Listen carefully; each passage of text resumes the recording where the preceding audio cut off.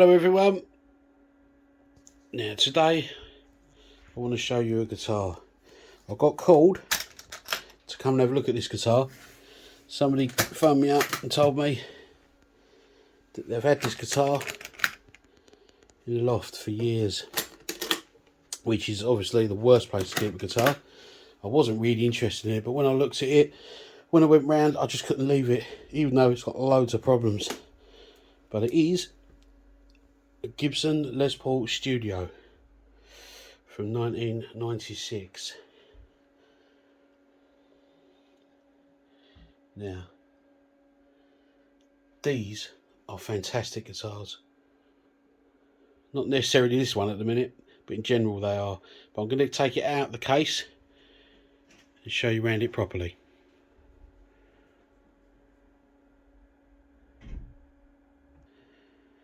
There it is outside of the case. Now, this has a multitude of problems, this guitar at the moment, but it is still a genuine Gibson Les Paul Studio.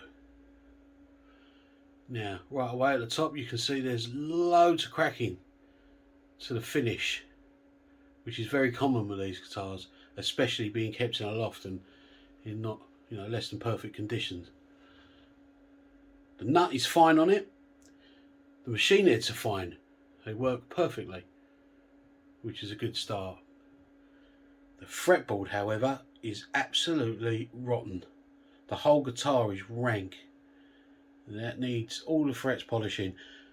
Good amount of meat on them frets though, and they're still well rounded, so hopefully they won't need a complete fret dressing, or whatever you call it, refretting, or a fret dress. We'll get there in the end.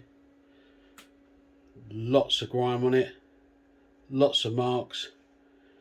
The guitar was loved and played heavily for a couple of years.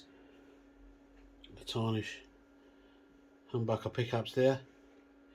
The switch is intermittent, so that needs attention. The pickups are both working, but like I say, it's intermittent, and the tone knob's not working. There is some scratches to the body, plexural scratches. Not sure how they're coming out on the film, but I'm trying to film them as best I can. And there is some cracks to the finish on the body too. But some people pay a fortune for this kind of tarnishing, and there's not a lot I'm going to be able to do with that other than leave it like a relic guitar. But at least it's a bona fide relic guitar. But anyway, the truss rod's bound to need adjusting. The strings are about 15 years old. The nut is great. The pickups are fine. The wiring needs attention. And let's turn it around for you.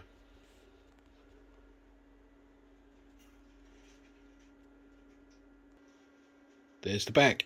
Not as bad as you'd imagine. I thought it'd have really bad buckle rash on it, but there isn't. Now the story of this guitar is, the person I bought it off is from Canada. He's been over here for about 15 years.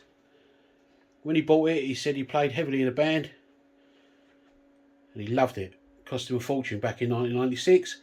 Then he let his friend have a go of it at practice one day. The straps slipped off the strap buttons and it broke the headstock, which is really common for these. He said he was absolutely gutted, but his friend did pay for a repair. And you can see that repair there.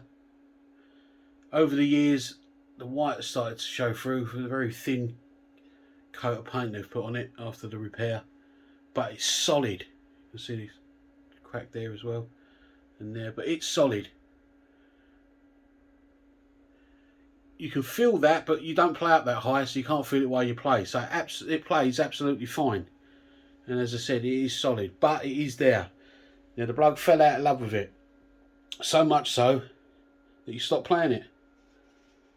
Even though he said it played alright after the repair. He got a bit skint and was going to sell it a couple of years, well, about 5 years ago.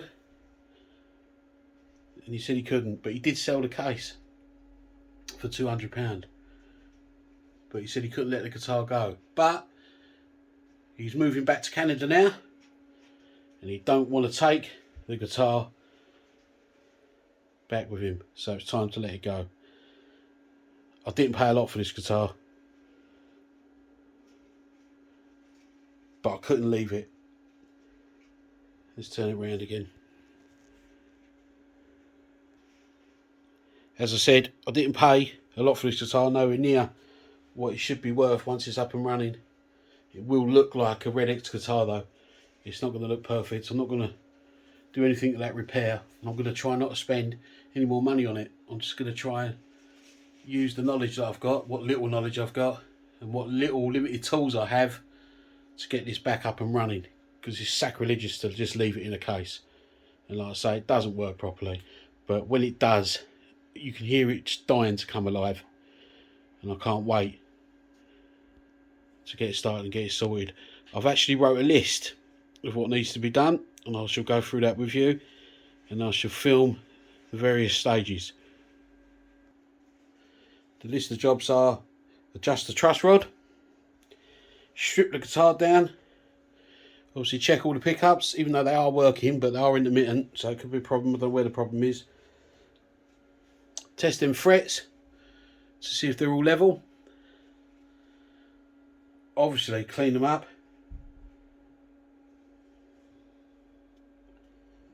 Clean the guitar thoroughly everywhere.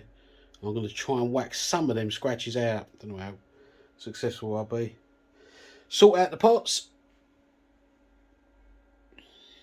and that switch, and hopefully get this up and running so it sounds lovely again. Restring it obviously with nice 10s. God knows what's on at the moment, but they're rank. Intonate it, do the action. The machine heads, I'll service all of it with some oil. The nut's fine by the look of it so far, but who knows, we may need a new nut. If it does, I'll put a bone nut on there. But all I can say is wish me luck on this one.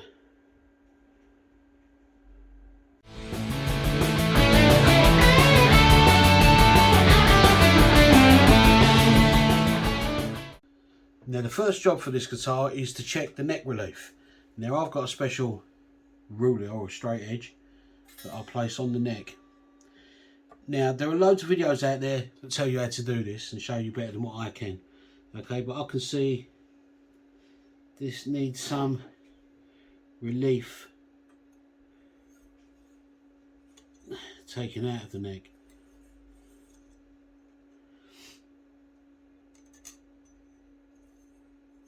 Okay, so it needs a slight adjustment.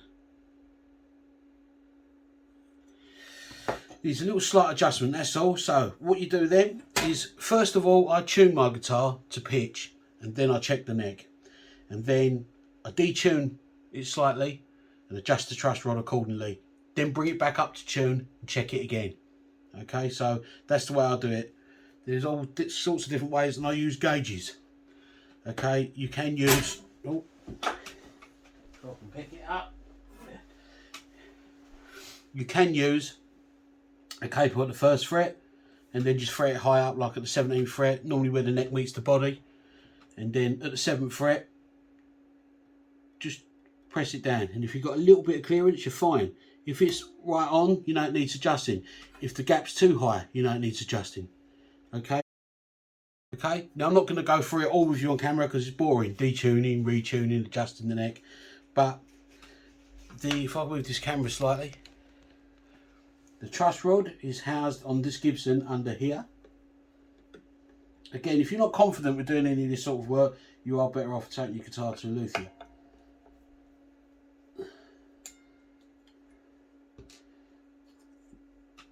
And there's the truss rod. And I've got a special Gibson tool. Make sure you use the correct Allen key or tool so there's no damage to the truss rod. Okay, but like I say, that's the first job, so let's get that done first. Well, I just brought that back up to pitch. And I'm going to test it again with the gauges. and that's spot on for how I like it. Absolutely spot on. So the next job to do is strip it right down, okay, and then we'll start addressing these frets, I think. Okay, but it's all old strings. That's why I say to you, it's handy. Do all this with the old strings on. Then we can do the rest afterwards. You just get rid of these strings now. So now I'm going to just de-string it. That's the best thing to do. And again, I'm sure you don't be around for that. So I'll come back once all the strings are off.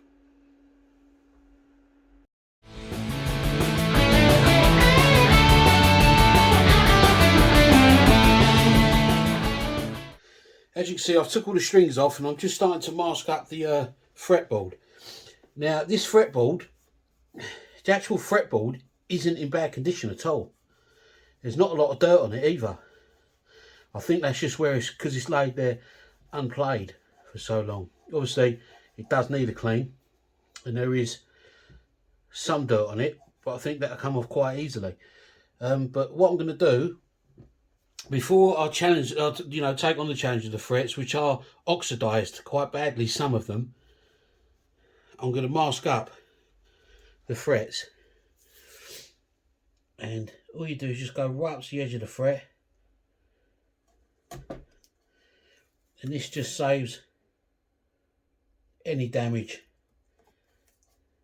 happening to the actual fretboard. This is blue guitar tape or decorator's tape. It's low tack masking tape. I should really have a bigger roll, but I've run out, so I've just got a little bit to work with until my order turns up. Like I say, it's not a difficult job this, it's just time consuming, but it's always better to be safe than sorry. And obviously you'll need less tape the further you move down the neck. Now again, this is another boring part of the job, but a part that needs to be done to save any damage happening. I'm going to use a couple of different ways, a couple of different methods. I'm going to try to see which one's the best.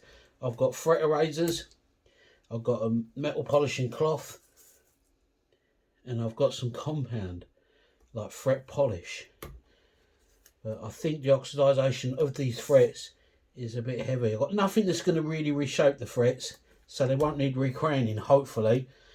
The frets are quite meaty and they're quite rounded, they're not flat, which is handy, otherwise I'd have to recrown them all. I'm going to obviously check the levels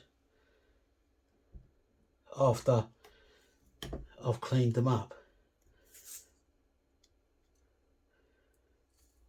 but I'm going to carry on, do the rest of it, and then come back when it's fully masked up. As you can see now, I've mastered the fretboard off. Now we've got a few different things to try on these frets.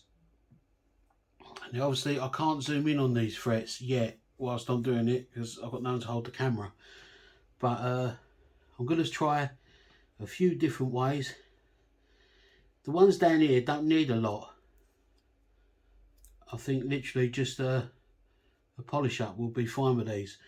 But I've got like a metal polishing cloth which I've started on this one, and it has made it smooth, but it hasn't really taken off. It's taken off quite a lot of the oxidisation, but not loads of it.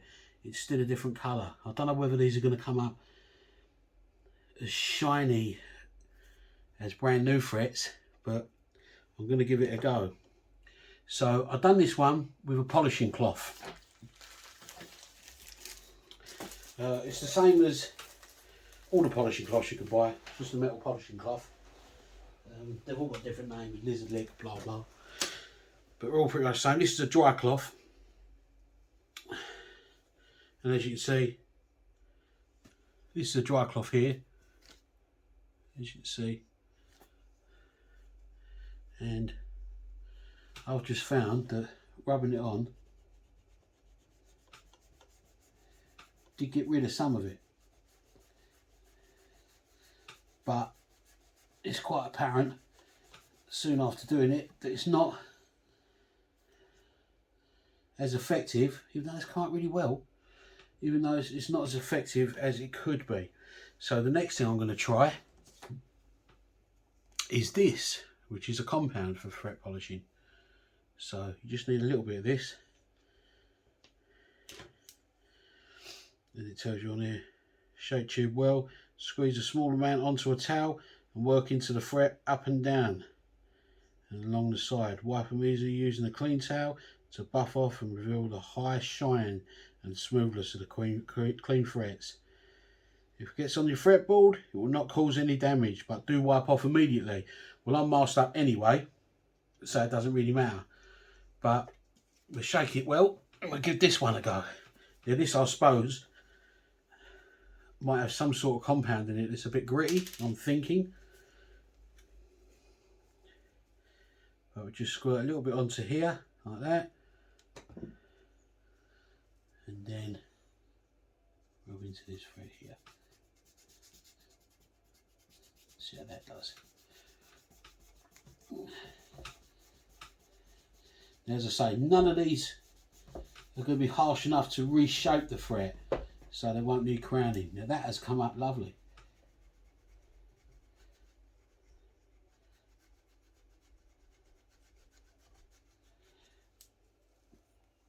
I'm going to actually do a close-up of this fret for you.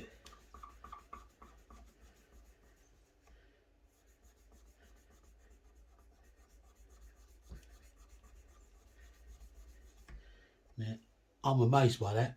Now I'm going to pause it and show you the fret. Now if I can just show you, that's how it was, worse than those two. It was probably as bad as that one there. And look at it now.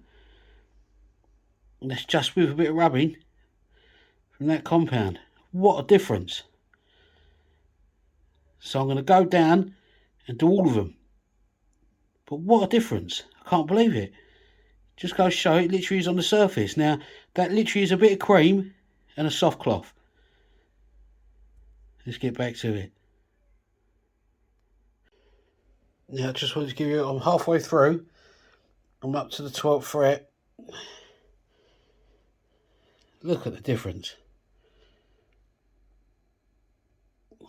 These ones seem to be, they look bad, but they're coming off a lot easier than the other frets. But this is staggering, the difference. I don't know whether it's coming across properly on camera. It's literally staggering. But that's halfway anyway, so keep moving. It's taken me about 20 minutes to do those. They did take some rubbing. But on to the next ones. Like I say, these ones are coming up a lot easier. I thought I'd take the camera off the tripod for this one. This is unbelievable. What a difference. Now, there are some slight marks that I can't get off with the polish. So I'm going to try the fret eraser just to see if I can get some of the marks. But there's only like little scratches that are on there.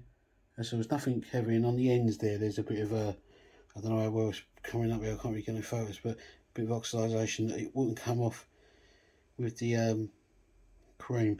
But that's the cream I'm using. I mean, it's amazing. It's amazing how it's come up.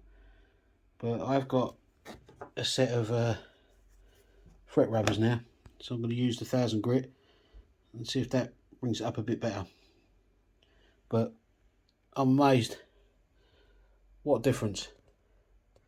What a difference. Onto the body next. Wonder how well that'll come up.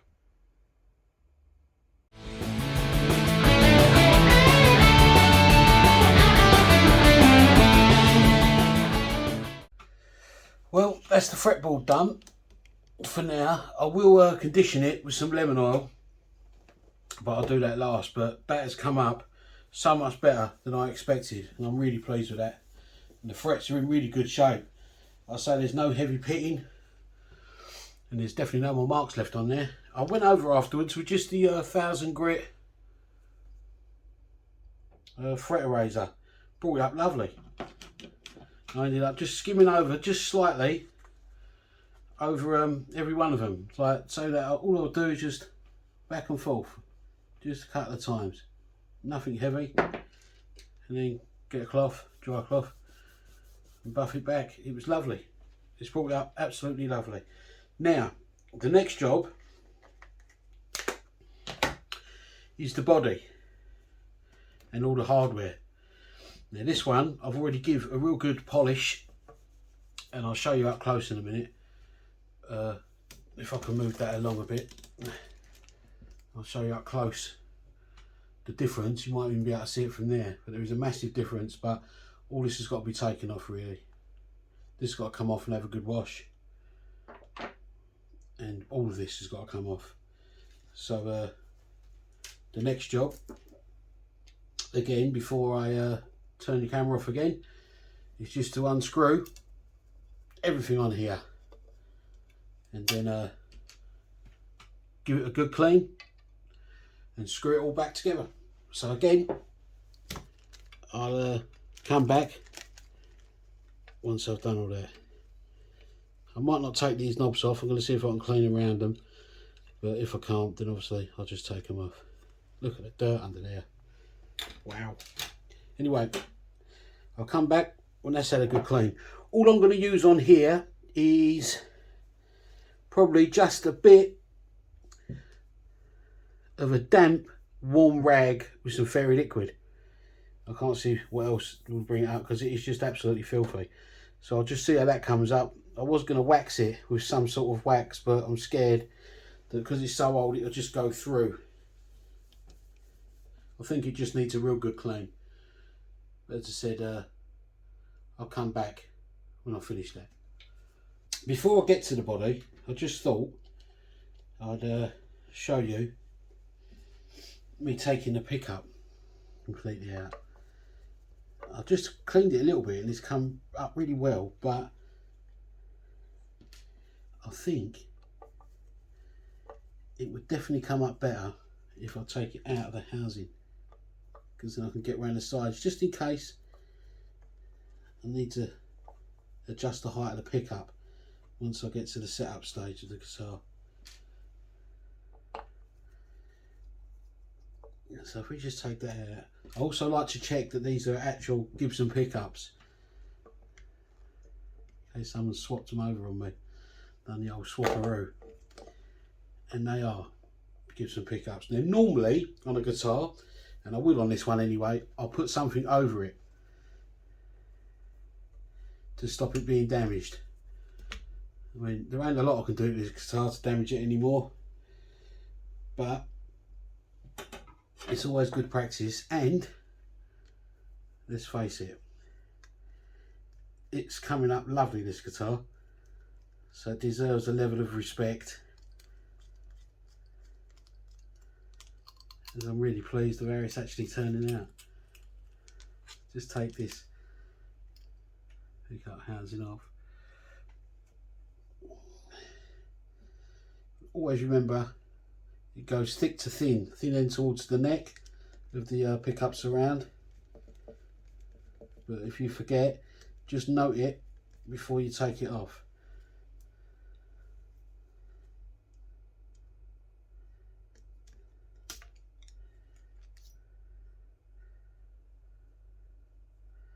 That's the pickup out, and even store it the way it should go back on. Now the pickup's out completely, and it's a Gibson USA pickup, so I'm pleased about that. So I'm going to get on with cleaning it now and come back in a moment. What a difference! Look at that pickup to that one. That's how it started. Give it a good clean. I mean, you can see that it's going back to silver, nickel, whatever they're made of, stainless steel. But they are anyway. It's just coming off, but it's only gold plate and it does rub off over time anyway. Same with the neck screws. I could change all these, but it's a shame. I want to keep it original. But that's kind of lovely. And if things are coming out like that, what's the point of changing them? But yeah, fantastic. But I'm amazed. It's not just the frets that have come up great, it's also the pickups. We're getting there, folks. Now I've done the pickups. Much better than they were, but obviously there's corrosion and tarnishing to these anyway. The bridge has been done and the screws have been done. The next step is now take these knobs off, take this switch out and give the body a good clean. I'm not sure how well this is capturing on here, but the body's come out really nice, and I'll just literally give that a polish and a bit of a wipe over with a warm damp cloth, and it's come right up. Yeah, I took off obviously the toggle switch here, which is there.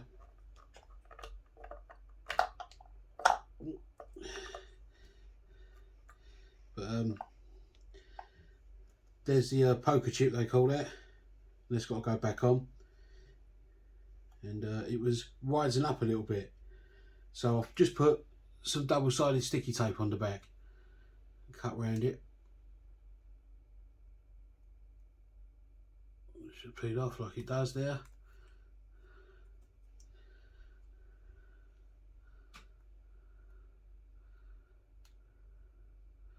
Sometimes the hardest bit is to peel this off.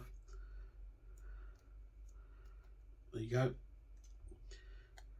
So I'm going to position that back on.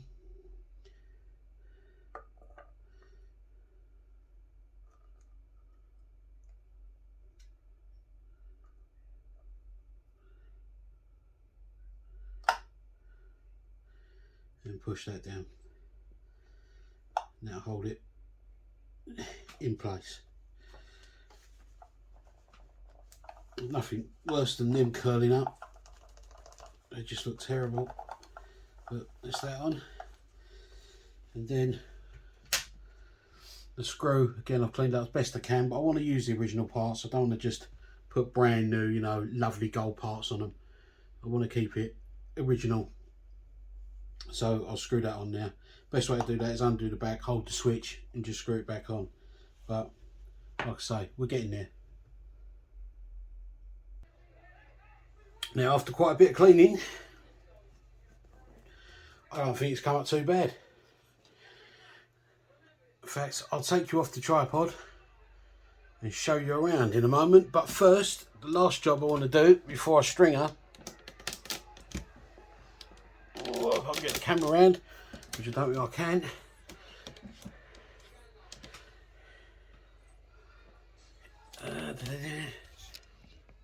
That's it. Is put some lemon oil on the fretboard. Yeah, anyone that says lemon oil corrodes the fretboard is mental. I think they actually think there's lemon oil in it, and there's not. It's just a vague scent of lemon. This leaks all over the place, this. So I'll just get a cloth. Right, roll down. But it's just a normal bottle of lemon oil and fretboard conditioner.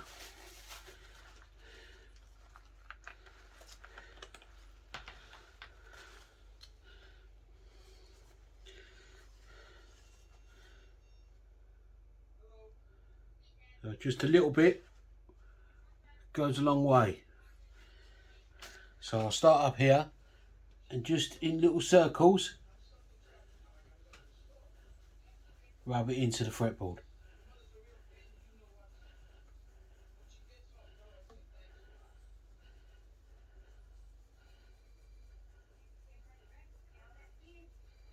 I'll do it in like little circles all the way down,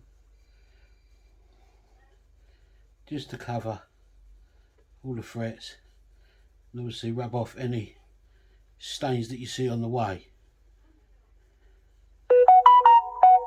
Excuse my phone, I should have really put that on silent.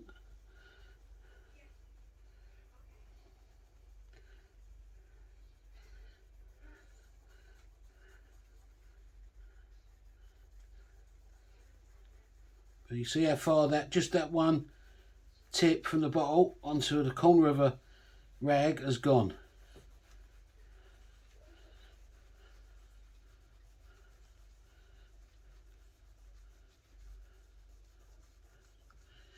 And it makes such a difference. Now that is the whole board done.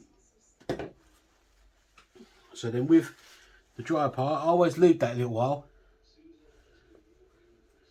just to soak in a bit.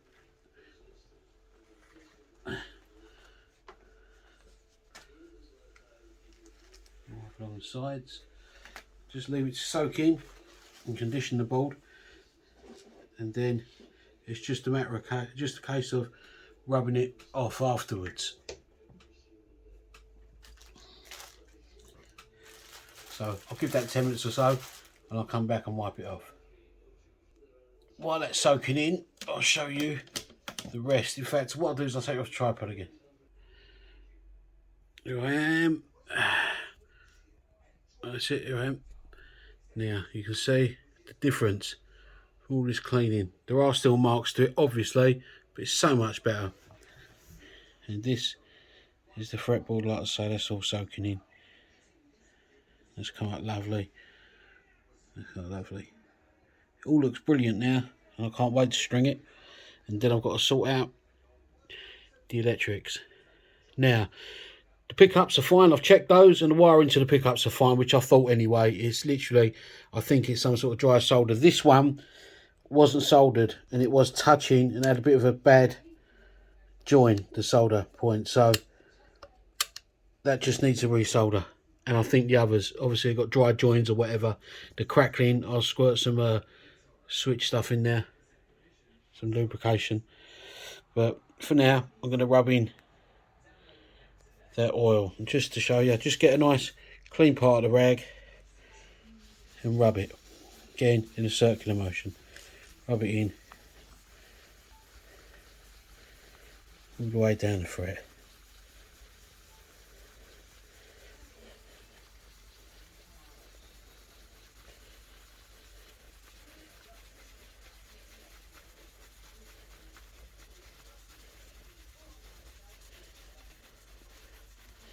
This makes such a difference, and it will do when you play it as well.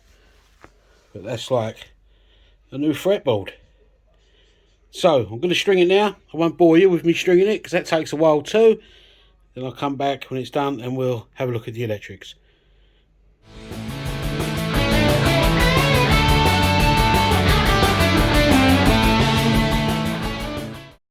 Now, I've showed this a few times. You've got to be careful with the old knobs because sometimes they break. So it's a case of, if they do, you just have to buy new ones or even a new pot. But I haven't shown you the soldering I've done. There was a wire off on the tone knob and there was dry joints. So I re-soldered all of it in the end. And then I connected, obviously, the wire that was missing. I haven't tested it out yet, but I'm sure that's what the problem is. Now, like I say, you just put the towel, shown it in other videos, under there and pull it up. But you can get knob removers as well. But now, I use this bit of switch cleaner. Now I've already squirted in there. But you just shake it well. And honestly, this stuff is fabulous. Now, in here, you just squirt and switch, little squirt, and then switch it, just to lube it up.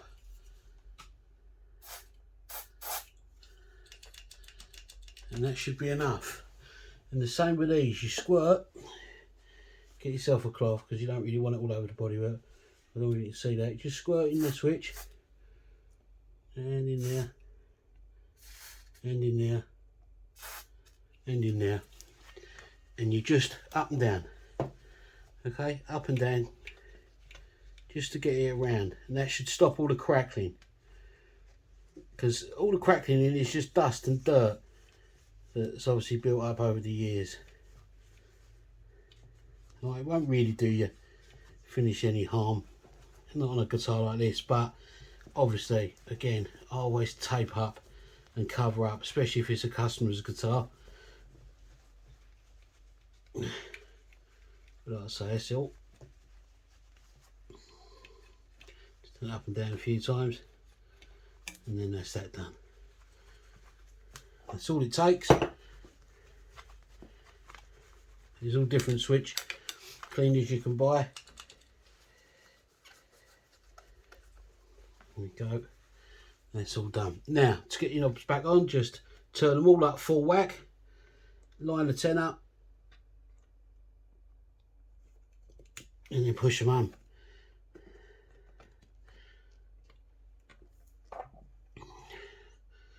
Once you've got one on, they'll all follow suit.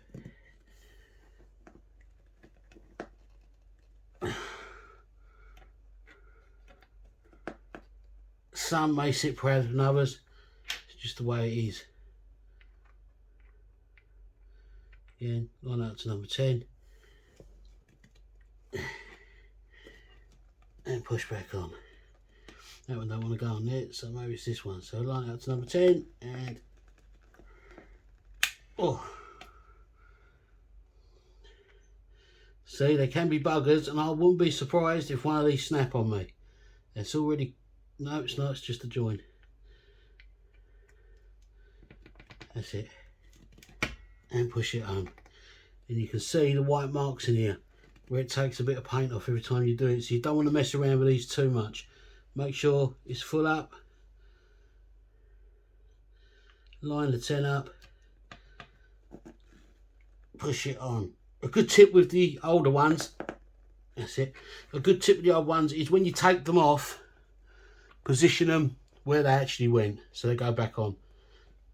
Okay, so that's that done. That feels better straight away.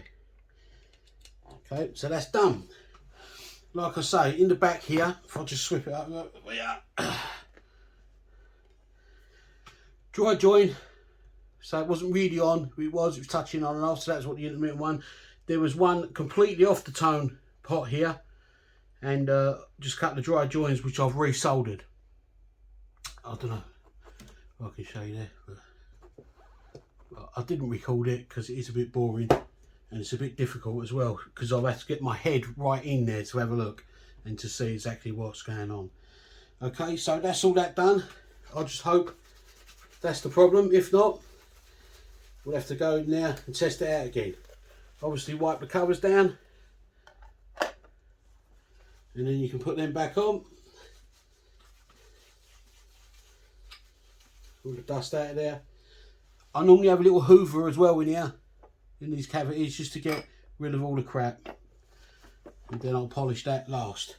But all it really leaves is just to screw these back down, and obviously again I'll come back when that's finished, otherwise that's real boring.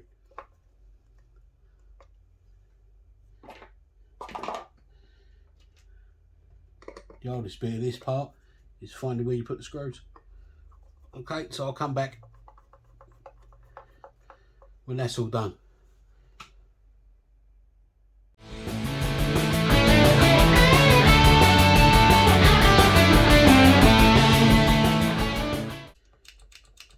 These feel much better, this switch and these knobs, so that should be fine. But anyway, so that's that, and I'm just going to tune it up. So the next stage is obviously to tune it, is get it up to pitch, but first I'm going to test, just get it into tune, and then I'll just always check the height of the action. Stretch these strings as you do them.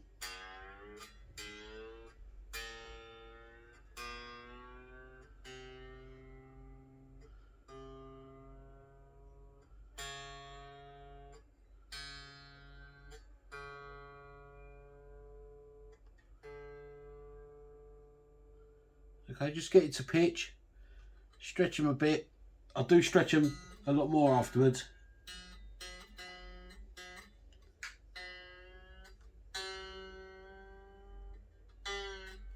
Stretch it.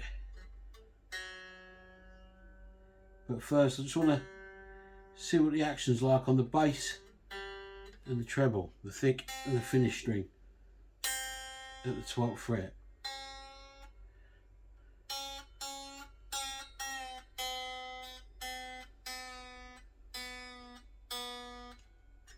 Stretch, beat, stretch it,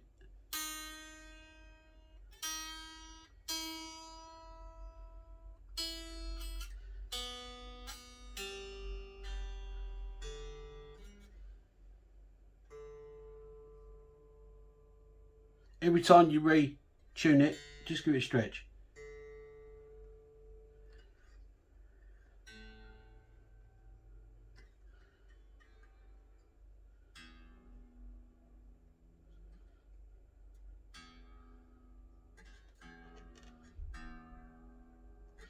Okay, now with this, I'll check at the 12th frets. If you count them 1, 2, 3, 4, 5, 6, 7, 8, 9, 10, 11, 12. That's your 12th fret there. You put this on here. Now I use this side and I always go 150 for the bass. But you've got to really look at it. And I think that's a bit low. A bit on the low side to me. And also a bit on the low side there. So it's got to come up a little bit. So with these wheels, I'll just bring it up. Now you will have to loosen these off because otherwise you put tension on the strings that shouldn't be there. Now 2, 3, 1, 2, 4, 3, 1. And then bring it back to pitch, stretch.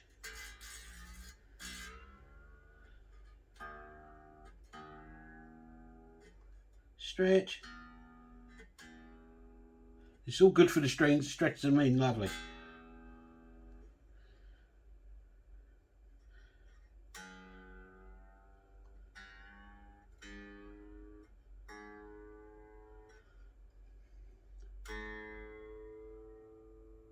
If you stretch strings properly, they won't keep going out of tune.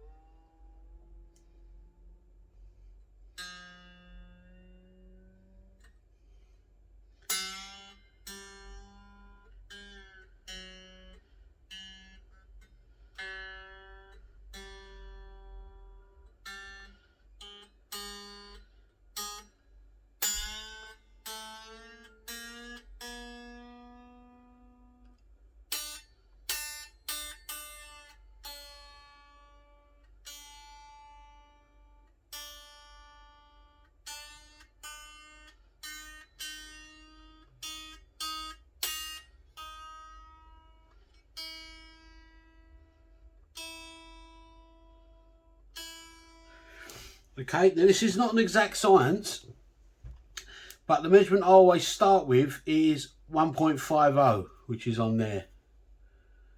See the bottom bit? 1.50. I don't know how in focus that is. But again, 12th fret. That's sitting perfect now. And that's sitting perfect. Okay, but this, like I say, it's not an exact science. Now that's in tune. Now I could play that and it could buzz all over the place because all guitars are different and you may have to go up slightly. You could also come down slightly, but it's very hard. You've got to have it in the playing position.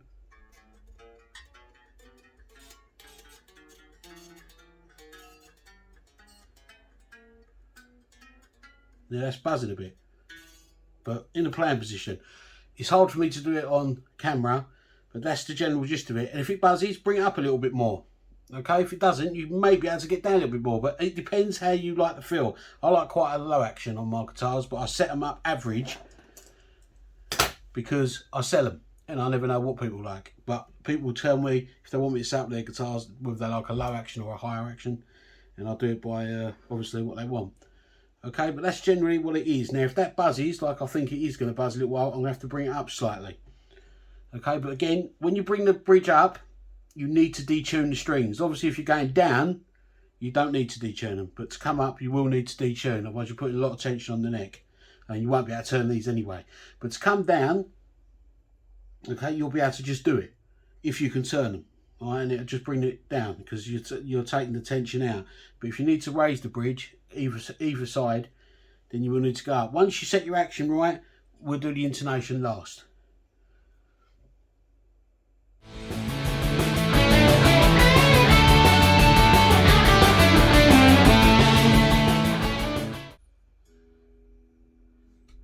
See, it goes green, perfect. Stop it.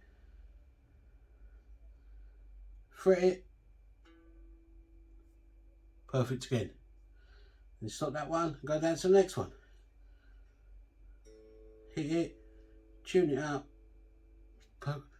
perfect pitch, then stop it, gently fret it at the 12th fret, and that's spot on.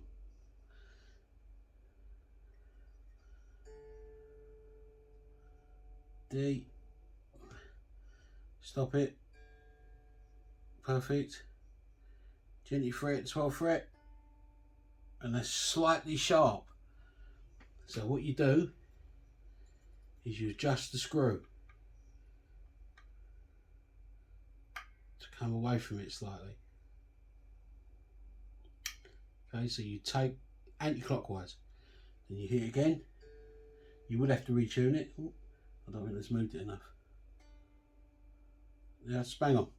See that? There, it's spot on. It's never going to be perfect, because there are bits of wood at the end of the day. But fret, 12th fret, and that's on. It will fluctuate a little bit, but it's going to. Like I say, the pieces of wood. G string, tune it. Always do this with new strings. Fret it, wait for it to go, and that's spot on as well. Okay, if it's flat, you tighten it, this screw at the back. I thought you could see that, you can't really, can you? And if it's loose, I'll show you in a second because you can't really see that.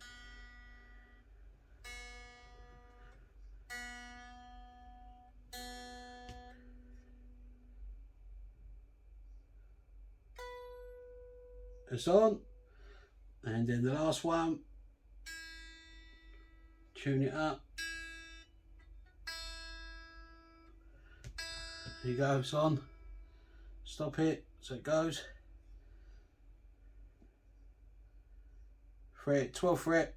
Oh, hit the right string. 12th fret. And that's bang on as well. So that's all intonated properly. Now if I take you back to this end, if I can. Your intonation screws are here. They sometimes are on the front. Here. Oh, let's do it left hand. Sometimes they're here. Sometimes they're here. This time they're here. So what you do, if it's sharp, then you just loosen it a little bit. And if it's flat, you tighten it. That's all you have to do. And that's the intonation done.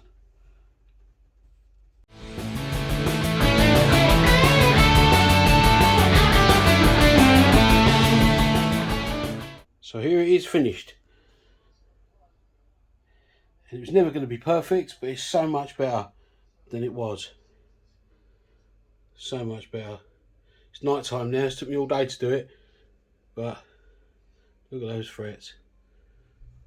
They've polished up so nicely. I'm really pleased where it's come out. I have to trim those off, but now let's show you the back. Back looks okay anyway, really. Still got to repair, obviously, but everything's working as it should. The only thing left to do is plug it in and see how it sounds, and that'll be the final job.